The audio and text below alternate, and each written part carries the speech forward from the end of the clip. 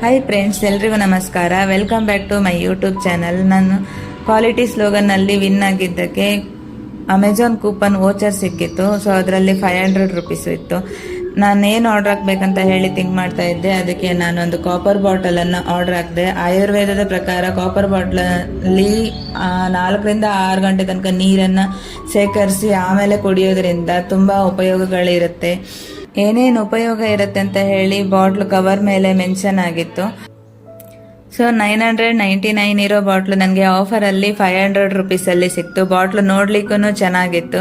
Plastic ನೀರ್ ಬಾಟಲ್ನ ಪದೇ ಪದೇ ತಗೊಂಡು ಅಲ್ಲಿ ಇಲ್ಲಿ ಬಿಸಾಡೋದ್ಕಿಂತ ಒಂದು ಬಾಟ್ಲನ್ನು ಈ ಥರ ಬಾಟಲ್ನ ತಗೊಂಡು ಕ್ಯಾರಿ ಮಾಡೋದ್ರಿಂದ ನಮ್ಮ ಆರೋಗ್ಯನೂ ಸುಧಾರಿಸುತ್ತೆ ಹಾಗೂ ಪರಿಸರ ಮಾಲಿನ್ಯ ಆಗೋದನ್ನು ತಡೆಗಟ್ಟಬಹುದು. ಏನಂತೀರಾ? ಈ ವಿಡಿಯೋ ನಿಮ್ಗೆ ಹೇಗೆ ಅನ್ನಿಸ್ತು ಅಂತ ಹೇಳಿ ಕಮೆಂಟ್ ಮಾಡಿ, ಲೈಕ್ ಮಾಡಿ, ಶೇರ್ ಮಾಡಿ ಹಾಗೂ ಸಬ್ಸ್ಕ್ರೈಬ್ ಮಾಡಲಿಕ್ಕೆ ಮರಿಬೇಡಿ. ಬಾಯ್. Thank you.